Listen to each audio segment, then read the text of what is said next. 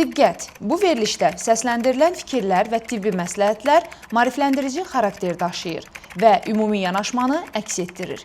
Hər bir orqanizm fərdi olduğu üçün ən dəqiq diaqnoz və doğru müalicə yalnız əyani həkim müayinəsi və müvafiq laborator instrumental analizlərdən sonra təyin edilə bilər.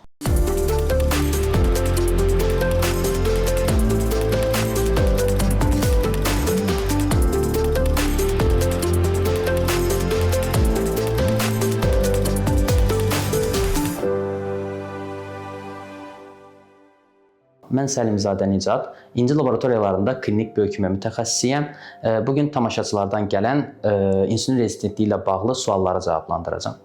Doktor, xoş gəlmisiniz. Xoş gördük. İnsülin rezistentliyi nədir? Orqanizm üçün onun zərəri və yaxud da faydası nədir? Biz onu necə başa düşək? Əslində hal-hazırda insülin rezistentliyini insanlar bir xəstəlik kimi anlayırlar. Lakin insülin rezistentliyi bir xəstəlik deyil. İnsülin özü qlukozanın hüceyrələrə daxil olmasına şərait yaradan bir hormondur. İnsülin rezistentliyi zamanı isə hüceyrələrin insülinə qarşı olan həssaslığı itir və bununla da hüceyrələr qlukozanı mənimsəyə bilmir.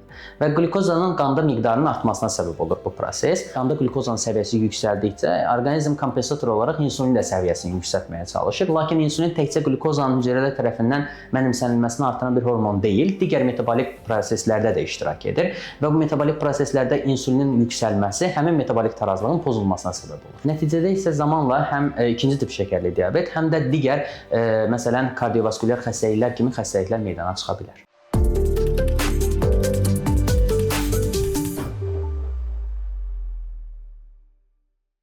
Doktor, insülin rezistentliyi kimlərdə daha çox olur? Yəni bunun yaş göstəricisi var, çəki göstəricisi var? İnsülin rezistentliyinin yaş göstəricisi yoxdur, lakin daha çox artıq çəkili insanlarda meydana çıxa bilər.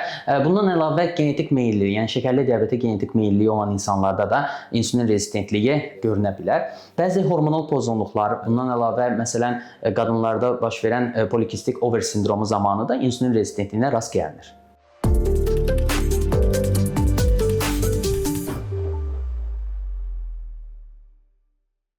Doktor, insülin rezistentliyinin əlamətləri nələrdir? İnsan özündə necə hiss edə bilər bu halı? İnsülin rezistentliyinin bilinən bir əlaməti yoxdur. Gizli gedən bir prosesdir. Bu, şəkərli diabetin və ya digər xəstəliklərin yaranmasından əvvəl təxminən 7-8 il davam edən bir prosesdir.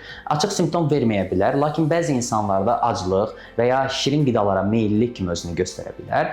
Qarın nahiyəsində piylənmə də ən tipik əlamətlərindən biridir.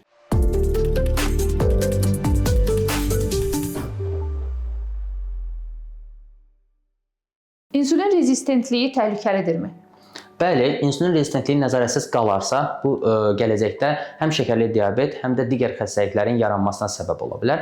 Buna görə təhlükəlidir. Lakin idarə olunan bir prosesdir və geriyə dönən bir prosesdir. Yəni bu zaman digər xəstəliklərin yaranmasının qarşısını ala bilərik. İnsülin rezistentliyi fonunda təkcə ikinci tip şəkərli diabet yaranmır. Həmçinin də ürək-damar xəstəlikləri ilə də güclü əlaqəsi var. İnsülin rezistentliyi fonunda yaranan dislipidemiya və damar divarının zədələnməsi gələcəkdə ateroskleroz prosesinin formalaşmasına, yəni aterosklerozun meydana çıxmasına səbəb ola bilər. Həmçinin də alkoqolsuz qaraciyər yağlanması xəstəliyinə səbəb ola bilər.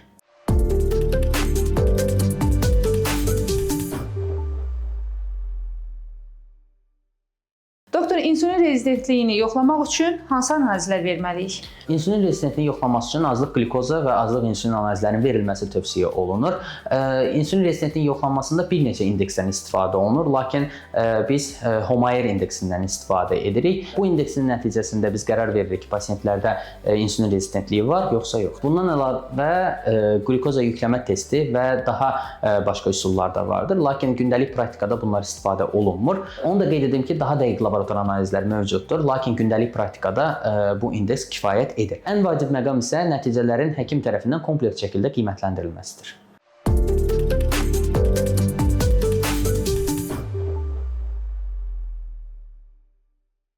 Doktor, qidalanmada nələrə diqqət yetirməliyik? Tövsiyəniz varmı? Əlbəttə tövsiyələrimiz var.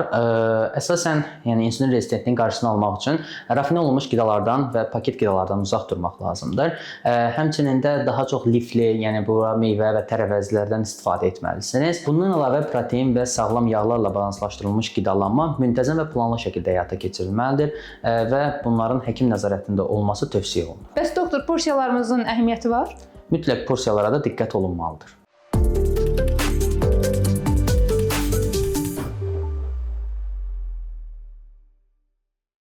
Doktor, mən özünüz görürsüz, artıq şəkilli bir xanımam və həkimlərin qeydinə görə məndə insulin rezistentliyi yüksək səviyyədədir. Doktor, bunu idmanla aşağı sala bilərəmmi?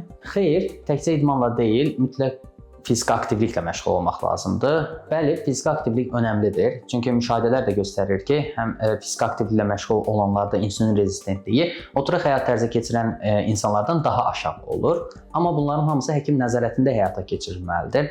Çünki insulin rezistentliyini təkcə fiziki aktivliklə aşağı salmaq mümkün deyil. Burada həm qidalanmanın müntəzəm və balanslı olması, həm fiziki aktivliyin rolu, həm də digər faktorlar nəzərə alınması üçün həkim nəzarəti mütləqdir. Bir həkim olaraq onu da qeyd edim ki, necə ki qidalanmada müntəzəmlik və planlılıq şərtdirsə, fiziki aktivliyin də davamlı olması mütləqdir.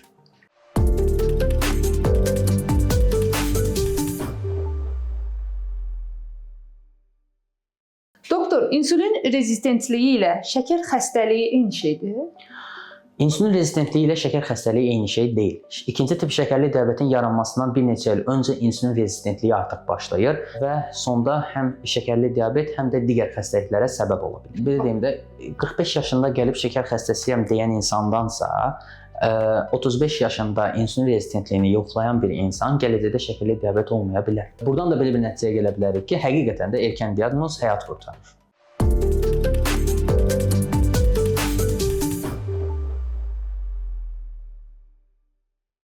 Doktor, ara insanlarda da insulin rezistentliyi ola bilərmi? Əvvəldə qeyd etdiyim kimi, insulin rezistentliyi təkcə bədən çəkisinin artıqlığı ilə əlaqəli bir proses deyil.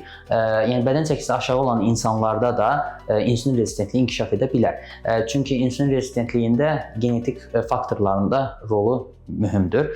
Yəni insanlarda artıq çəki olmasa belə genetik olaraq şəkərli diabet xəstəliyi nəsildə və ya ailədə vardırsa, həmin insanlar da yoxlanmalıdırlar mütləq.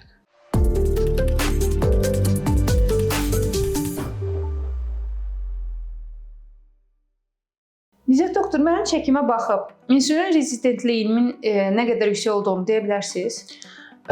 İnsulin rezistentliyi çəki ilə əlaqəli bir proses deyil. İnsulin rezistentliyi, yəni insanlarda genetik faktorların təsirindən və ya digər təsirlərdən yaranan bir prosesdir. Yəni hormonal pozuntulardan da yarana bilər. Buna görə də insanlara çəkisinə baxaraq insulin rezistentliyinin yüksək olması diaqnozu qoyula bilməz.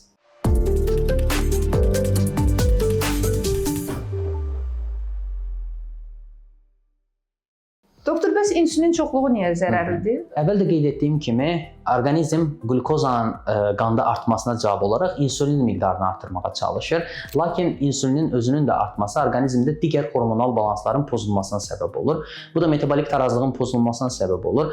Həmçinin də digər proseslərə, yəni burada həm ürək-damar xəstəliklərinə, həm də digər xəstəliklərə səbəb ola biləcək bir nəticəyə gətirib çıxardır.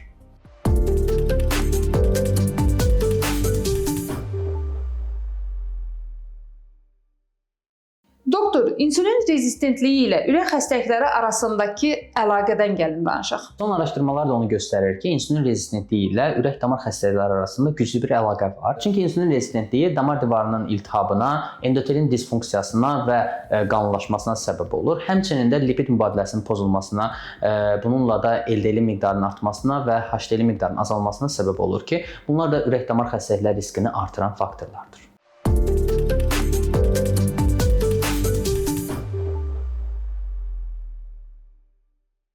Doktor, xalq arasında belə bir fikir yayılıbdır ki, insulin rezistentliyinin azalması üçün mütləq şirin qidaları qida rasionundan çıxartmalıyam. Yəni şəkər olduğum üçün şirin qidaları çıxartmalıyam? Təbii ki, xeyr. Yəni insulin rezistentliyini azaltmaq üçün təkcə şəkəri rasiondan çıxartmaq düzgün deyil. Çünki həkim tövsiyəsi ilə düzgün, müntəzəm və rejimli qidalanma, yəni həm protein balanslı, həm də sağlam yağ balanslı qidalanma, eyni zamanda da karbohidratlı qidalanma vacibdir. Şəkəri qidalanma rasionundan çıxartmaqla insulin rezistentliyinin qarşısını almaq mümkün deyil. Problem sadəcə şəkərdə deyil, ümumi qidalanma balansındadır.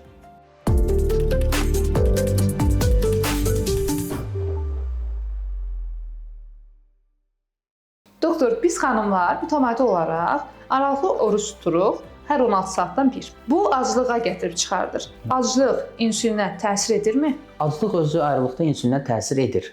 Amma artıq insulin rezistentliyi formalaşmış bir insanda, yəni hiperinsulinemiya vəziyyəti yaranmış bir insanda insulinin səviyyəsini ac qalaraq çox aşağı endirmək mümkün deyil.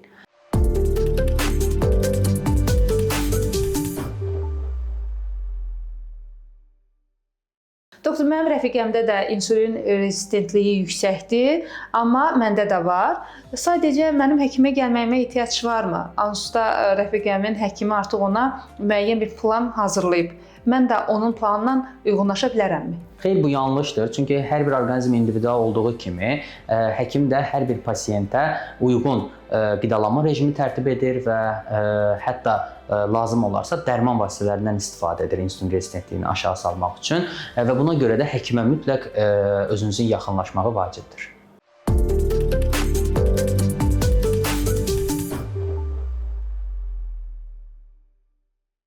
Doktor, dərman olmadan müalicə ala bilərəmmi? Ala bilərsiniz, amma həkim nəzarəti ilə. Xüsusilə insulin rezistentliyinin erkən mərhələsində həyat tərzi dəyişiklikləri, yəni bura qidalanmanın düzəldilməsi və fiziki aktivlik mühüm rol oynayır.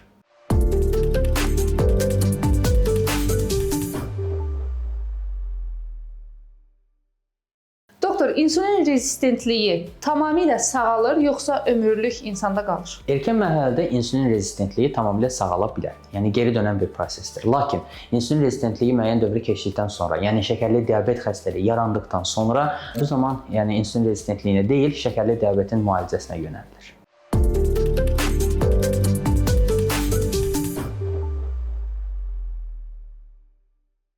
Tövsiyəm odur ki, mütləq check-up müayinələrdən keçəsiniz. Çünki siz düşünə bilərsiniz ki, özünüzdə insulin rezistentliyi yoxdur. Lakin check-up müayinələr nəticəsində məlum ola bilər ki, insulin rezistentliyi var və bu da mütləqdir ki, gələcəkdə digər xəstəliklərin, yəni yaranmasından əvvəl insulin rezistentliyinin qarşısını ala biləsiniz.